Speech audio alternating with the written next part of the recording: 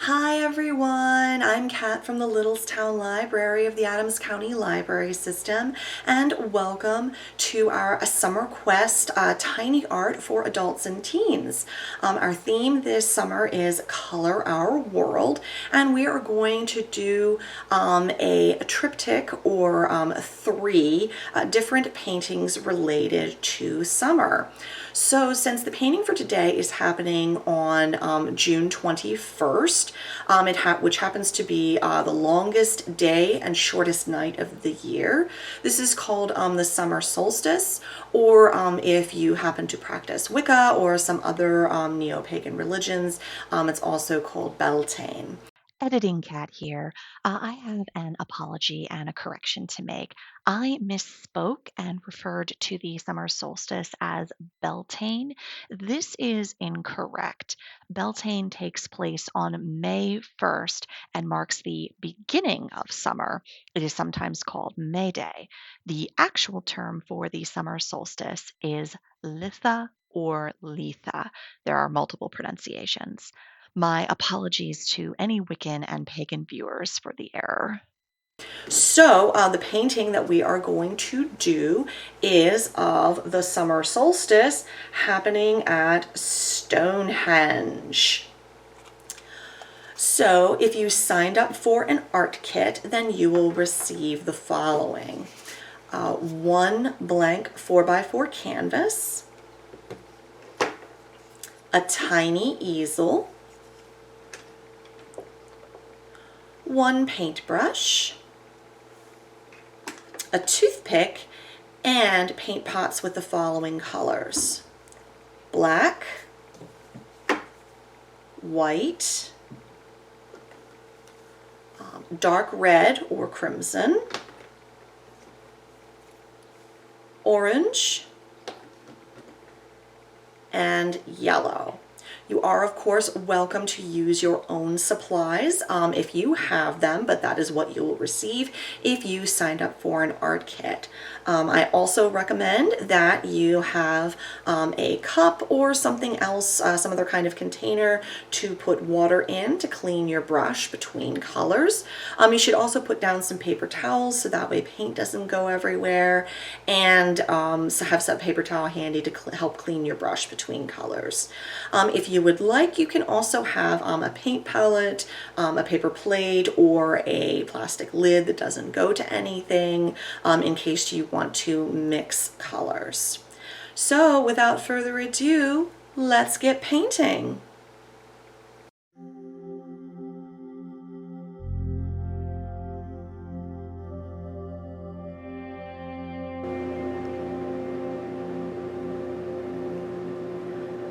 Okay, so the first thing you want to do is get your red and go ahead and put that across the top.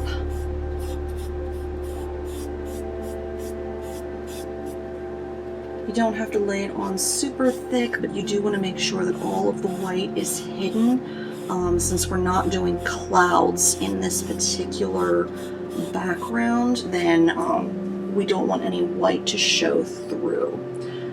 Make sure that you get the sides of your canvas. Mine have thicker sides, so I'm going to have to do a little bit more coverage than you will, probably. But just make sure you get the sides and the top and then eventually the bottom, so that way it all just kind of flows together. Okay? So you want to go ahead and make the top about quarter of the canvas red. Then you want to clean your brush and get some orange. So first you want to leave just a little bit of white space in between the two colors, just so that way there's a little bit of contrast there. So make sure you have that laid out, just the straight orange, and then you'll want to bring it up and blend it with the red. So at this point now it doesn't matter if the red and the orange intermix. because now it's making the sky merge together, and it's okay if you get a little bit of like the darker red down below, or if you get some of the orange up top, because the atmosphere is not static, so it's okay if those mix, and you can even add some streaks down here. You'll notice that I'm going all the way across with my brush, and that is because if you stop part way, then you'll leave like a brush stroke, like it'll stand out a lot more if you do it that way. So if you don't, so you want to just bring it all the way across. I turn my brush on this way to have like narrower streaks, and then this way if I'm using larger swaths of color.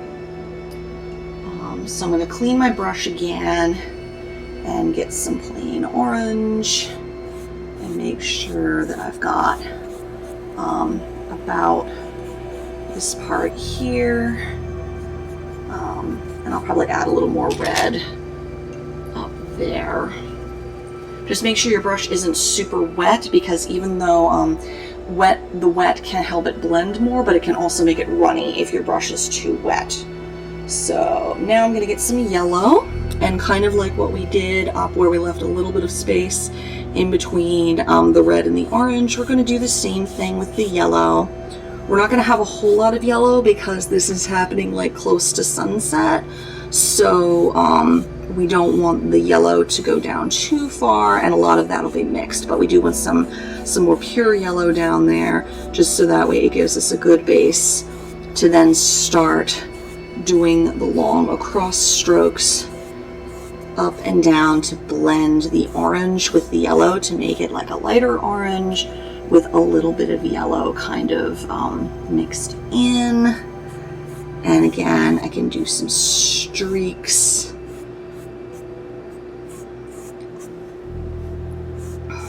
Bringing it across, and I'm going to get a little bit more yellow and kind of put some right in here.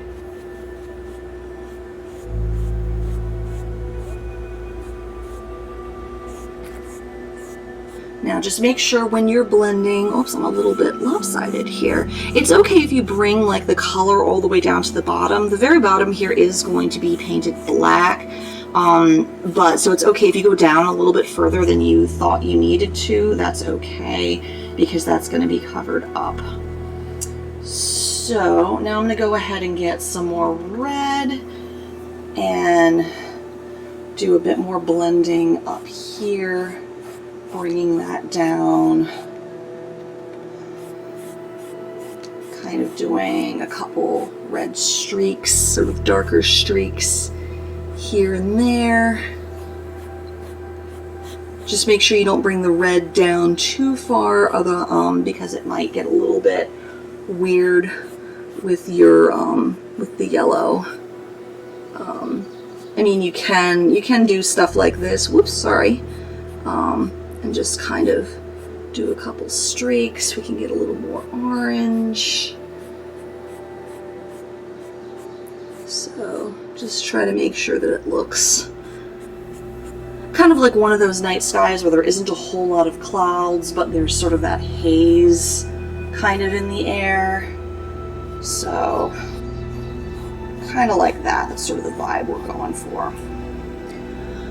So once you have that more or less where you would like it to be, then we are going to sit and let that dry completely.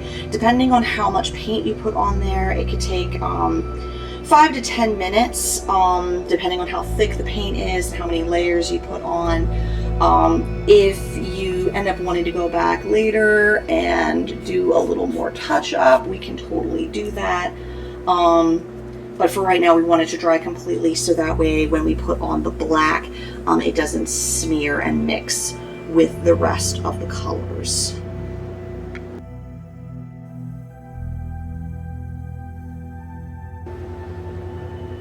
Okay, so once that is dry, then you'll want to get your black. Make sure that your brush is all clean.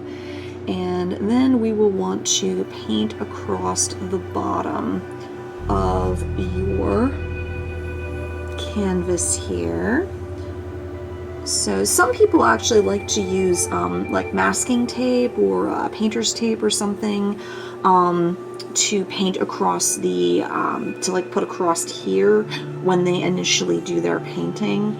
And then to keep in order so that way when they paint the horizon line and the then it's the horizon line is nice and level and clean. However, I'm not really concerned about that for this because we are painting something from nature, and nature usually doesn't have flat lines like that. I mean, there are geometric shapes in nature, it's just usually on a much smaller scale, like honeycombs, snowflakes, things like that. You do get some anomalies like the Giant's Causeway and things like that, but for the most part in nature there aren't really a lot of straight lines. So it's totally okay if the bottom here is a little bit wobbly. That's totally fine if it's a little bit like that, especially since we're going to be putting in the standing stones. Now, you do not have to use a reference picture for this because this is kind of like really from a distance. We are not doing a whole lot of detail, we're just doing this in silhouette. However, if you do want to use a reference photo, you can certainly look up pictures of Stonehenge on online and use one of those as a reference. I am kind of using one as a reference just so I have kind of a general idea of which angle I'm looking at it from. So I am going to, and I'll include the reference photo so you can see what I looked at. But again, it's just to give me a general idea. It's not like you can do whatever you want. You're not bound by using the exact same picture. Again, since the monoliths here are stone, they are not uniform. So again, if you have a little bit of wiggle, that is totally fine. The main thing is that you do want to make sure that you leave a little bit of space, so that way we can have the sun shining through. So you just want to make sure you don't put them too close together. Leave a little bit of space between them. And so like if I need to make them thicker, I'm going to make it thicker on this side rather than on the inside. And I think I might go up a little bit taller as well. So we're just kind of going like this. If you happen to find like a stencil or something of Stonehenge, you can totally use that if you prefer. But we're just kind of winging it here. So the monoliths are just kind of be a little bit more wonky. But that's okay, again, because they are made out of stone. They are not meant to be perfectly uniform and straight. So, and I'm just gonna put another one over here. And just remember that as you go, that they're going to get progressively smaller, and you're kind of angling it a little bit, so that way, because this is a circle, and so they are going to be kind of like curving away from us, we're just not seeing the full curve. So I'm going to do another one over here. This is a little bit narrower, and then there's like a rock there, and then kind of a, yeah, it's all kind of very ish with the shapes and stuff. Again, it's just these are the different, and then this does have parts sticking across here.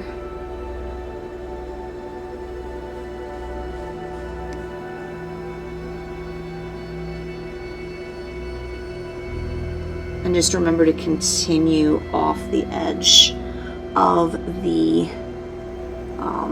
canvas, so that way it definitely gives the impression of Stonehenge continuing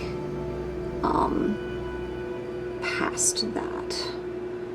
So there's like another piece sort of sticking out here. Again, totally okay if they're not entirely uniform. This is obviously not entirely uniform. That's totally okay.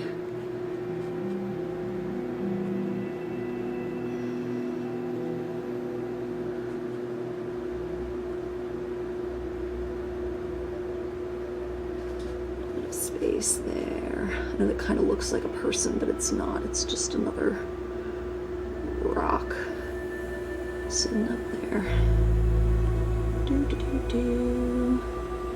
So yeah, like I said, this is not going to be perfect looking. Again, it doesn't need to be. I mean, I think it already looks really cool with the light like shining through it and everything. Like, that's kind of neat. I really like that. This is such an interesting, just such an interesting ancient piece of architecture, you know.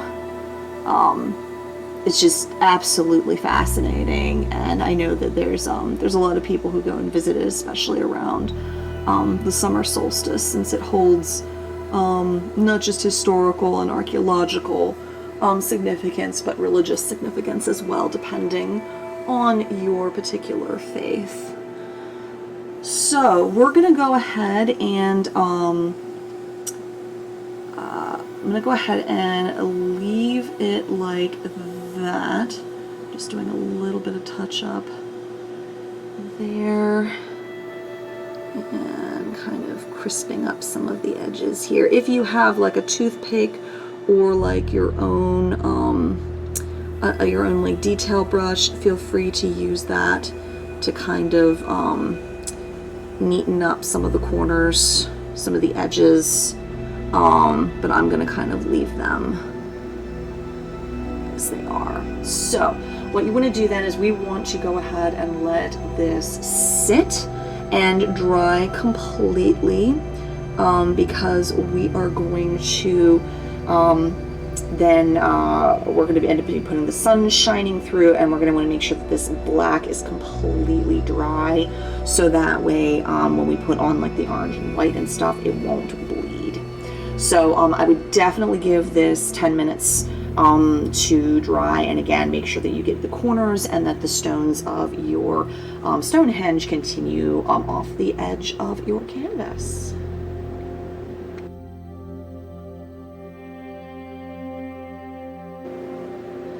Alrighty, so now that that is completely dry, what we're going to do is we are going to decide where to put the sun shining through. I'm going to be having it like shining through like right around here. So what I'm going to do is I'm going to lay down some orange in a circle. Now, if you have like something that you want to trace, you can do that. But I'm just gonna kind of use the edge of my brush and just kind of do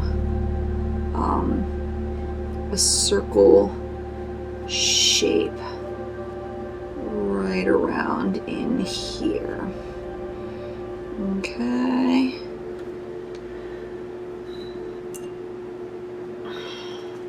Then I'm gonna clean my brush and get some yellow and kind of swirl that around.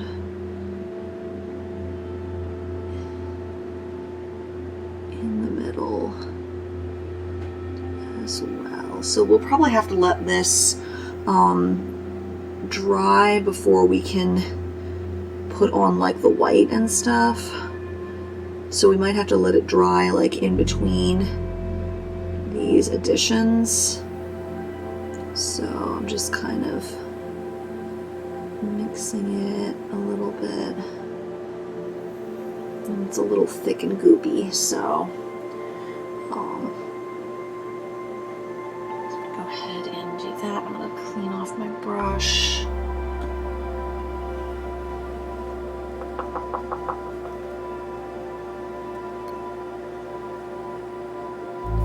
So with the clean brush, I'm just going to kind of, that's trying to make it a little bit more of a circle here.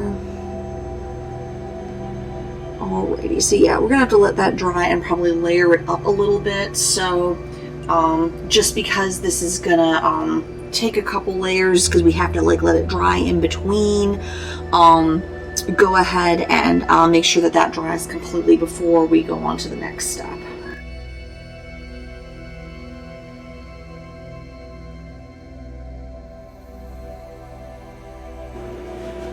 Alright, so once that's dry, then we need to get some yellow and put that on, again in the circle.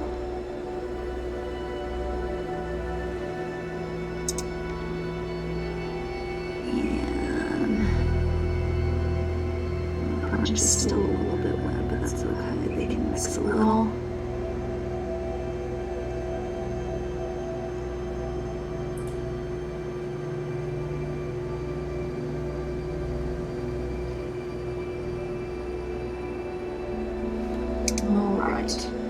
So we'll kind of be rinsing and repeating here for a little bit. Go ahead and let that dry completely. We'll probably put down another yellow and then some yellow white and then some white, okay? So once again, I'll make sure that dries completely and then we'll be back. Okay, so gonna do another round of, oh, that was great. I just plopped yellow across my canvas here. So a little bit more yellow in here.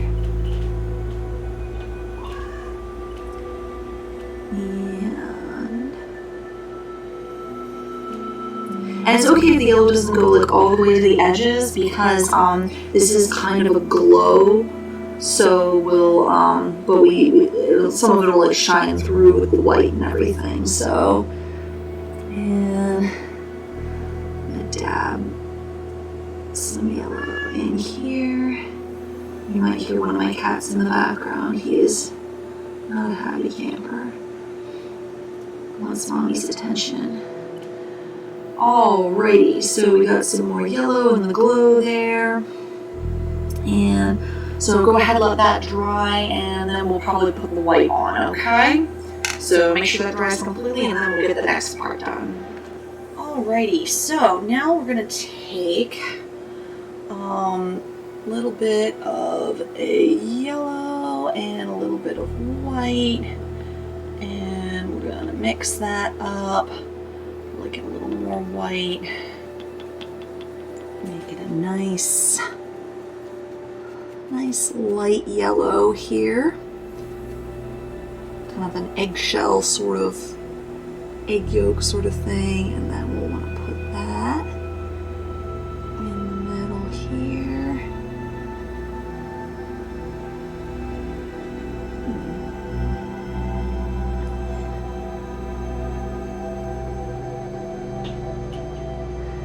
If it's too light, you might need to add a little bit more yellow. I felt like maybe that was a little bit too white. So I'll go back in. Again, it's okay if you mix it a few times.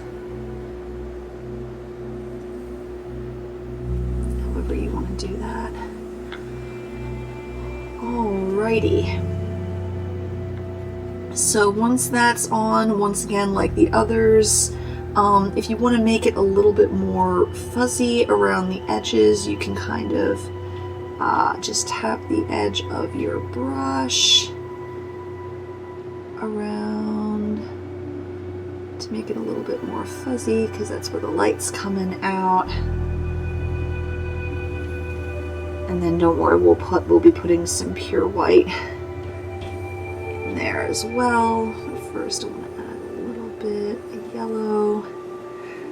This is kind of a sort of adjusted as you see it kind of thing. So I want a little bit more of a gradient for mine, which is why I'm grabbing up a little bit of pure yellow while not cleaning my brush in between to just kind of add a little bit of that around the edge.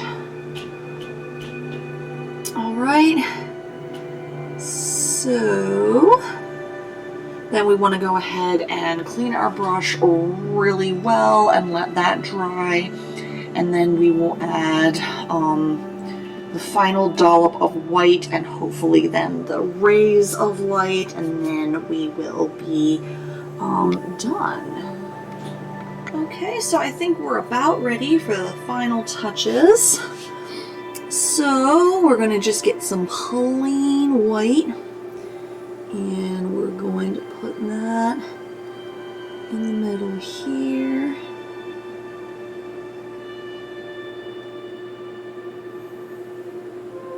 Spread it out towards the edges.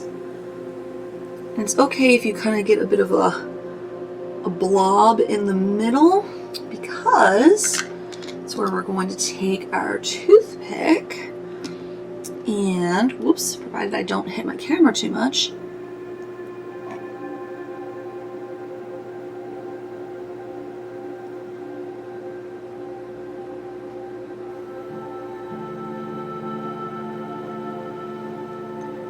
try to do rays of light coming out from it.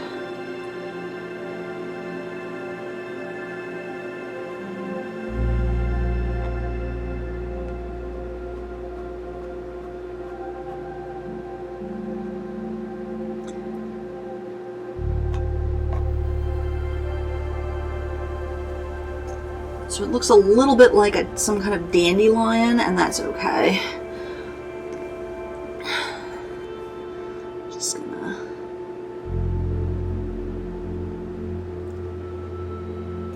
This is something that would be better if you had like a fine-tipped brush. If you find that pulling out from like the middle isn't working so well, you can also just dip the toothpick in directly. Just make sure that you get a couple that are like longer, kind of going out.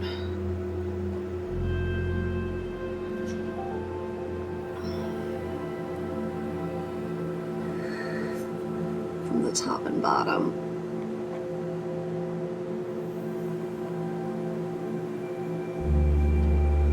So it is a little bit, and then we can use our brush and kind of just sort of dab around a little to kind of make it a little more like a glow. And don't worry if it doesn't like turn out perfect, because light is really hard, like a direct light, it can be really hard to do. I haven't done it that often. Usually it's like in the context of like a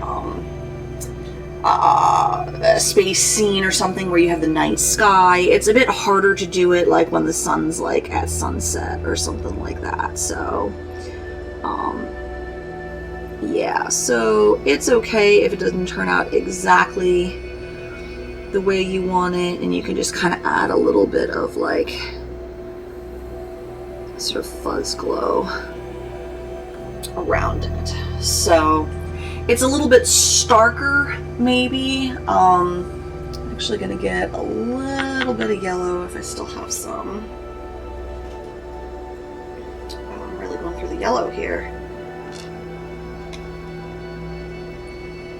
A little bit of that yellow. Yep, there we are. Just a little bit more yellow. So that way I can kind of add a little bit in there, just to make it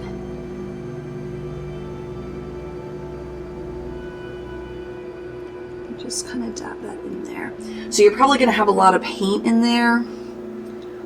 So just don't forget to let it, like, you can let it, it'll probably take a little bit longer for it to dry. So just be aware of that. So, and I mean, this can be more of like a, little bit more of an interpretation rather than like a direct look into the sun, but I think it actually turns out alright. And again, it's something you put it up on the wall and you look at it from a distance, it'll be fine. So yeah, so I think that'll work out. So yeah, just make sure that you let this dry completely before you like touch it or put it on a wall or anything like that. Because if you're like me and you just dumped a lot of paint into the middle where the sun is shining through, then it's probably going to take a bit to dry. So, but hopefully you enjoyed our summer solstice painting for summer's Color Our World. And hopefully you'll be back for another tiny art for adults and teens.